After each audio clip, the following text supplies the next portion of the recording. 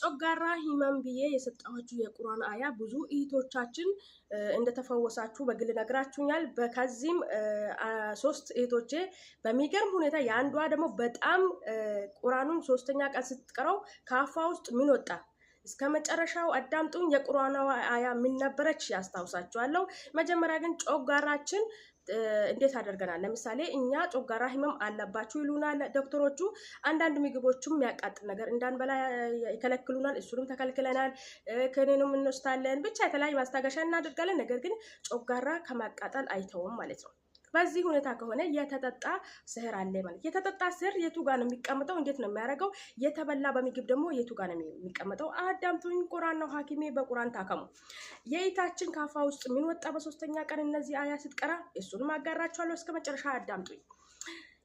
የተጠጣ ስህር ኩላሊታችን የተጠጣ ስህር ጮጋራ አሊያም ጉበት አሊያም ሳምባ ስር ቁጭ ብሎ አንዴ የሳምባ ህመም አለባችሁ ይሉናል። አንዴ የጮጋራ ህመም ነው ወይ ጮጋራ ጋዝ እንባላለን። አንዴ የጉበት ኢንፌክሽን አለባችሁ እንባላለን። ምክንያቱም የተጠጣ ስህር በብርንዳ ሊሆን ይችላል፣ በቡና ሊሆን ይችላል፣ በሻይ ሊሆን ይችላል። ይሄ የተጠጣ ይባላል።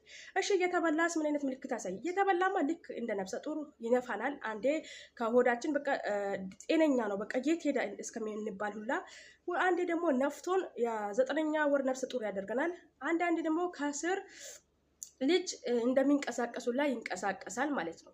ስለዚህ የቱ ጋር እምብርታችን አካባቢና በኩላሊታችን አካባቢ ይሄን ምልክት ያሳያል። ምን በምግብ የተበላ። ስለዚህ የእህቶቻችን ያጋሩኝ ነገር ልንገራችሁ። የመጀመሪያው እህቴ ቁርአን አያ ምን ነበረች? ቁርአን አያ ዳይመን ጮጋራችሁ እነዚህ ሁሉ ዶክተሮች የሚሰጣችሁ ሁሉ መፍትሄ ምንም ካልጠቀማችሁ ጮጋራ የምታስተናግዱ ከሆነ መፍትሄ ካጣችሁ እዚህ ቦታ ልባችሁ ስር ወይም የጮጋራ የሚያቃጠላችሁ አካባቢ ትይዙና ዩሰር ቢሂ ማፊ ቡጡኒሁም ዩሰር ቢሂ ማፊ ቡጡኒሁም የምትለው የቁርአን አያ ደጋግማችሁ ትቀራላችሁ። በዛ ሰዓት 3 አይነት ምልክት ያሳያል ብያችሁ ነበረ። መጀመሪያ ጫንቋችሁ ከሆነ ጥሩ ኦክሲጅን ልታገኙ ትችላላችሁ። ይሄን ቁርአን በምትቀሩበት ሰዓት አሊያም ከአፋችሁ ልክ ኦሮፋ የሳሙና ኦሮፋ የሚባል እንደሚያሳይ ነገር ሊመጣ ይችላል። እንደ ማቅለሽለሽ ማለት ነው።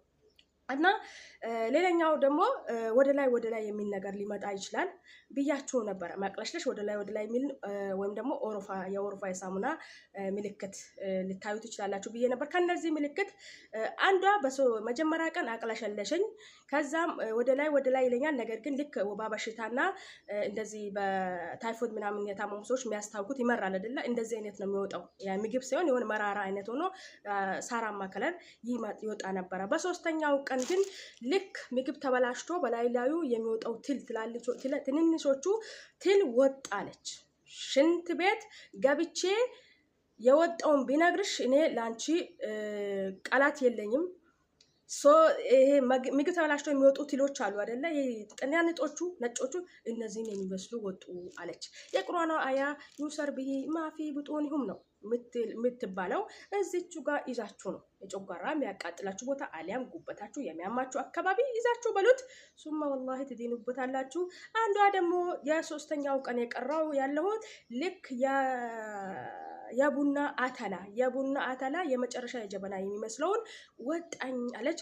አንዷ ደግሞ ወደ ታች አይወርድም ወይ ወደ ላይ አይወርድም ያቅለሸልሽኛል፣ ቁርአኑም ሊቀራ ካልክሎኛል አለች ማለት ነው። ስለዚህ ውዶቼ ምርጫው የእናንተ ነው። አለም ስክሮል አድርጉት፣ አለም ተጠቀሙበት። እኔ ሊላሂ ተዓላ ብቻ ብዬ ነው።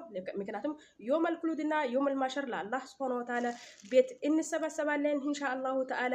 ወዳችኋለሁ። ቁርአን ነው ሐኪሜ። ሰላም አለይኩም።